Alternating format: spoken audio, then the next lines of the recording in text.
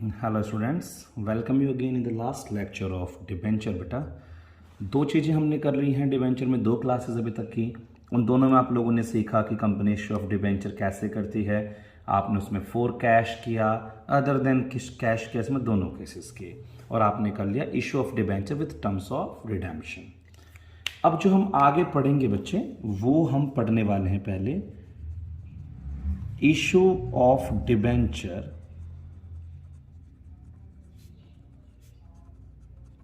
as collateral security.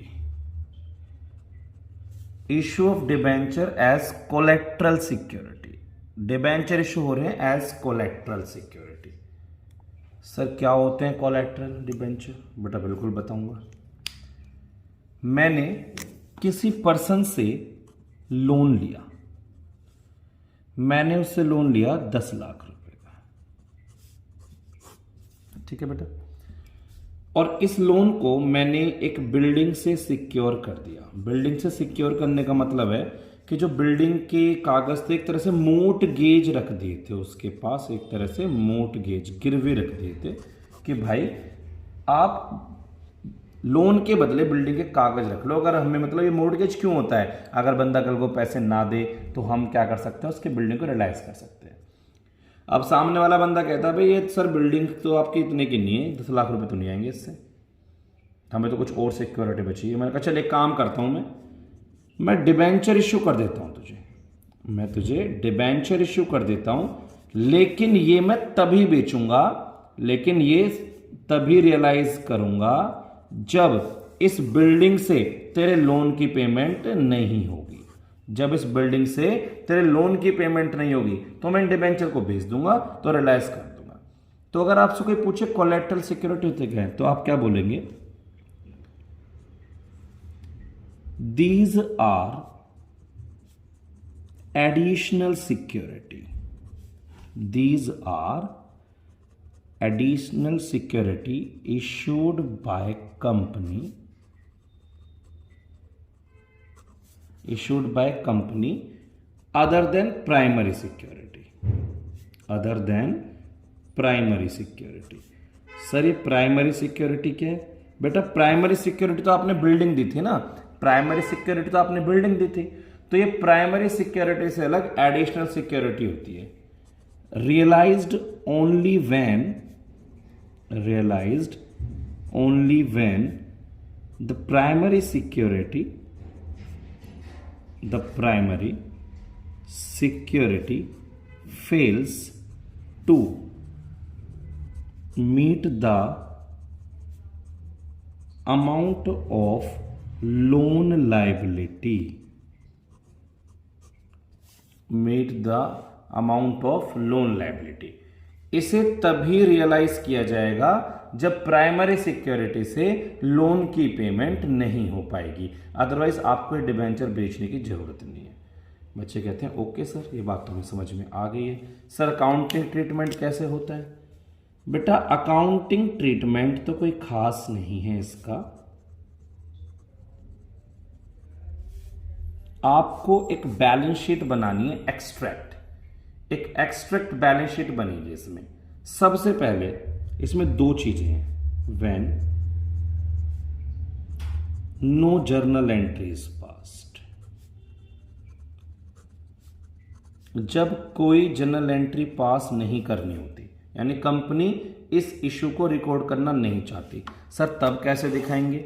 बेटा कोई दिक्कत वाली बात नहीं है, तब आप एक बैलेंस शीट बनाएंगे कंपनी की। ये इक्विटी एंड लायबिलिटी साइड जो होती है नंबर 1 पे, इसमें आप लॉन्ग टर्म बोरिंग में जाना, लॉन्ग टर्म बोरिंग्स, और जो लोन ले रखा है लोन फ्रॉम, वैसे इसे आप लॉन्ग टर्म बोरिंग को note number 1 notes to account लिख लेना, नोट्स टू अकाउंट, फिर एक नीचे नोट्स टू अकाउंट बना लेना, और उस नोट्स टू अकाउंट में लिख देना लोन फ्रॉम, जिस भी बैंक का नाम है उसकी अमाउंट लिख देना, लोन की अमाउंट लिख देना। सिक्योर्ड बाय इतने इतने परसेंट डिबेंचर एज इतना each issued as collateral security. क्या सर यही लिखना है? बस बेटा बस यही लिखना है और इस अमाउंट को आप यहाँ लिख देना। ठीक है बेटा? ठीक है सर। सर एक एग्जाम्पल करके बताएंगे आप? मैं बेटा आपको बिल्कुल एक एग्जाम्पल करके बताऊंगा, आप इस एग्जाम्पल से पूरा कंसेप्ट क्लियर करेंगे अपना। देखिए एग्जाम्पल है बच्चे, एक्स लिमिटेड। दूसरा ट्रीटमेंट बेटा, जब क्वेश्चन आपसे बोले कि जनरल एंट्री पास करनी है तो कोई बहुत ज़्यादा चीज़ें आपकी चेंज नहीं होंगी। आपको पहले तक जनरल एंट्री पास करनी है, क्योंकि ये डिबेंचर आपने एक्चुअल में तो इशू करे हैं नहीं, अपने पास ही रखे हैं। तो आप इसके एक एंट्री करोगे, debenture suspense debit to percentage debenture being इतना, इतने परसेंट डिबेंचर एट रुपीज इतना each issued as collateral security. आप इस तरह से एंट्री करेंगे। ठीक है बेटा? तो अब एक एग्जांपल से हम क्वेश्चन को क्लियर कर लें, कॉन्सेप्ट को क्लियर कर लें, बेटर समझ में आ जाएंगी बातें हमें। ठीक है सर, देखते हैं। X limited obtain a loan from SBI worth rupees 8 lakh.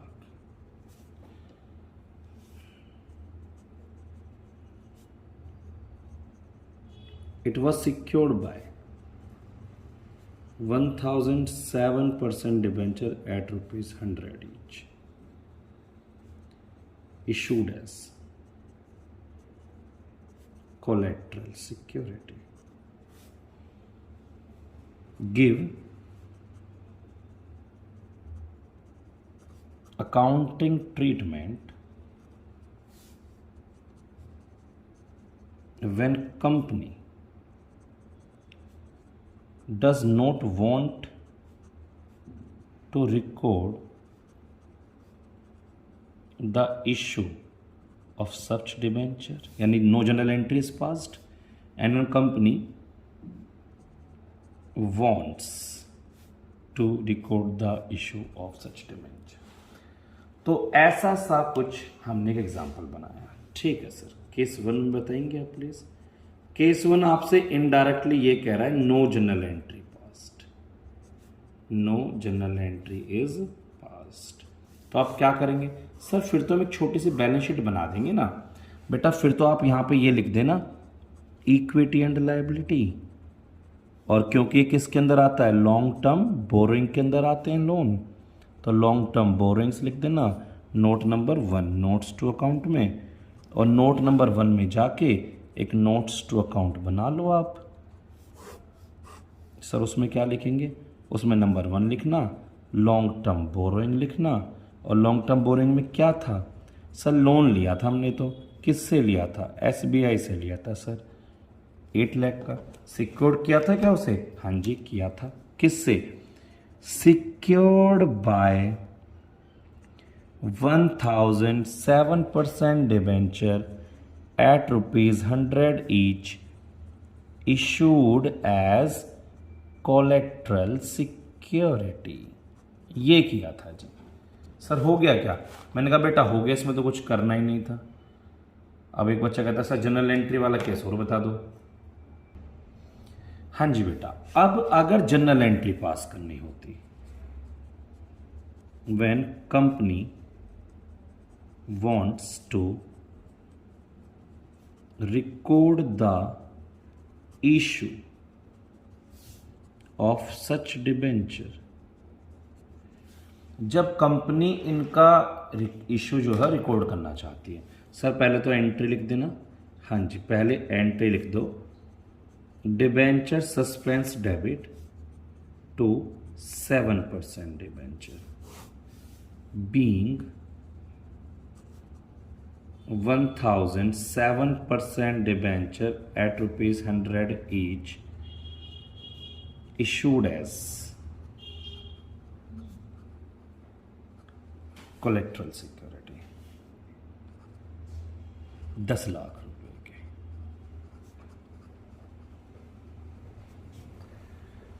और बैलेंस शीट बेटा आपकी सेम रहेगी, कुछ ज्यादा कुछ बदलने वाला नहीं है इसमें। आप इक्विटी एंड लायबिलिटी बना रहे थे, आप लॉन्ग टर्म बोरोइंग ले रहे थे, notes to account note number 1 आप बना रहे थे। तो बस नोट नंबर 1 में थोड़ा सा आप देख लो कैसे लिखना है। आप वापस यहां पर long term boring, loan from किससे था सर? SBI से था। कितना था? 8 लाख था। ये नहीं खींचना, 8 लाख था।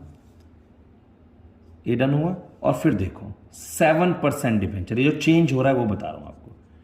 7% डिबेंचर कितना? 10 लाख के। लेस डिबेंचर सस्पेंस, क्योंकि वास्तव में आपको यहां पर लिख देना इशूड एज कोलेट्रल सिक्योरिटी, और less debenture suspense 10 lakh. Hand to hand cancel कर देना, बस इतना बढ़ जाएगा जनरल एंट्री वाले में, क्योंकि एक्चुअल लायबिलिटी थोड़ी ना बनी है, आपने तो इमेजिनरी लायबिलिटी है तो इसलिए इसको हम ऐसे कैंसिल करके दिखा देंगे। बस बेटा इतना ही पूछेगा आपसे कोलेट्रल में, इससे ज्यादा आपसे कोलेट्रल में कुछ पूछने वाला नहीं है कॉन्सेप्ट। तो बेटा हमारा लास्ट टॉपिक आ गया है इसमें, interest on debenture. Interest on debenture,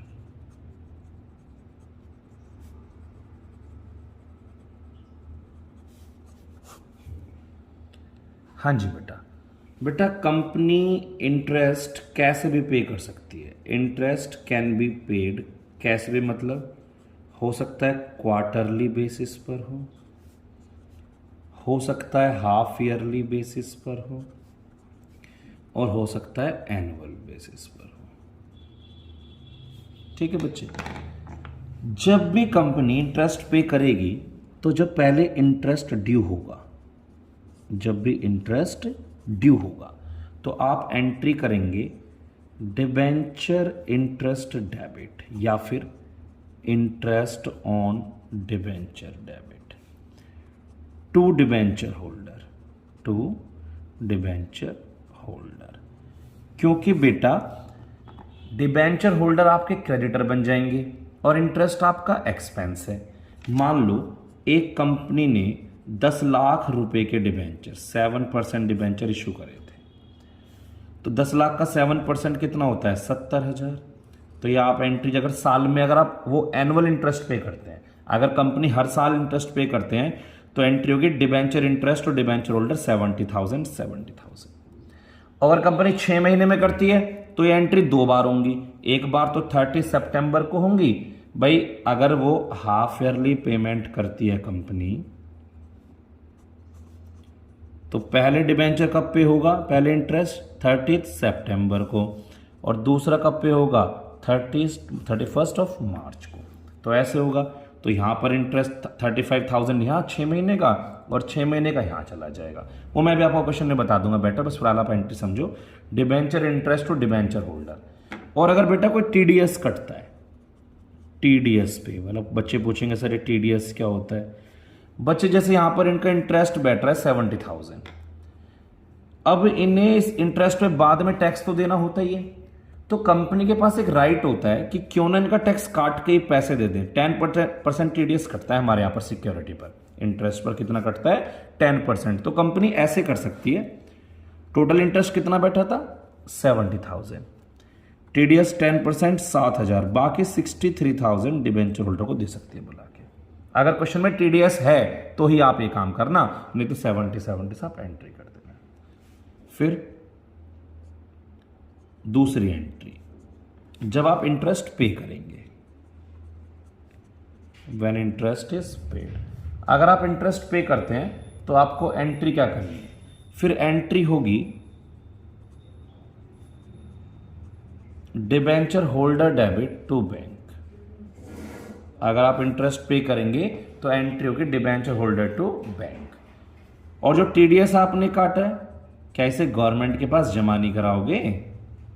तो TDS deposited with the government, TDS government के पास जमा करा दो। क्या एंट्री होगी उसकी? TDS payable to bank, TDS payable to bank. Sir बस इतना? बेटा इतना नहीं, साल के एंड में ये सारा इंटरेस्ट जितना भी है, interest of year is transferred to profit and loss account, जिसके लिए हम क्या बोलते हैं?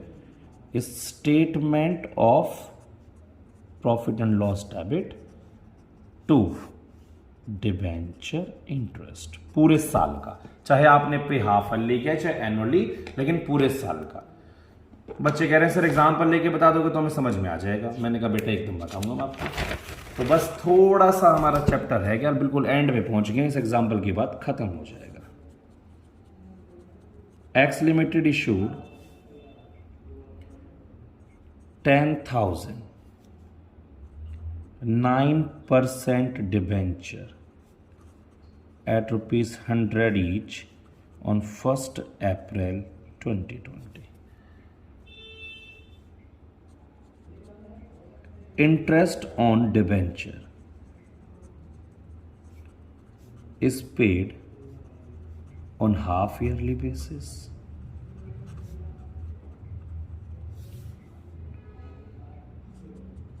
Give entries for interest on debenture if TDS is 10%. लो जी, मैंने आपको TDS दे ही दिया आखिरकार। ठीक है सर, सर हाफ ईयरली है ना तो 2 बार पे करेंगे। पहला इंटरेस्ट कब जाएगा? 30 सितंबर को। अभी मैंने आपको एंट्री बताई थी, debenture interest debit to debenture holder, यही थी बेटा। सर 10,000 डिबेंचर 100 रुपए के, तो सर 10 लाख के हो गए ना? मैंने कहा बिल्कुल हो गए बेटा।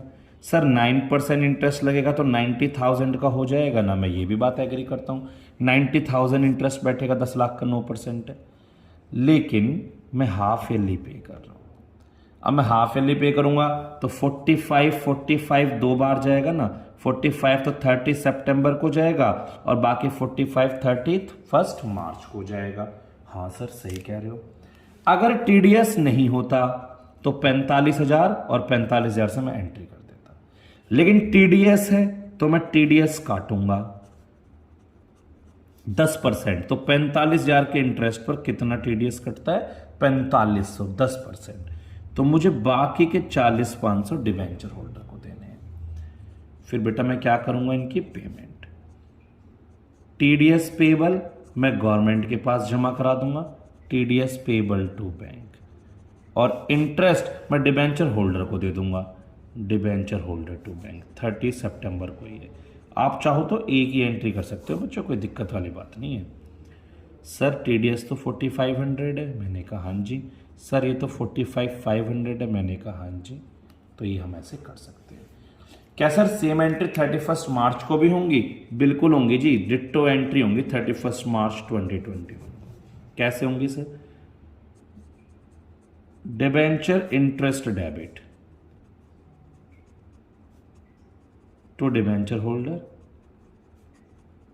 और टू टीडीएस पेबल 45,000, 4,500 और 4,500। ठीक है जी, सेम एंट्री। सर पेमेंट कर दो ना इनकी, मैं बोल रहा हूँ बेटा एक ही एंट्री कर दो, कोई दिक्कत वाली बात नहीं। TDS payable debit, debenture holder debit और टू बैंक। मैंने अलग अलग भी बता दिया, मैंने एक साथ भी बता दिया।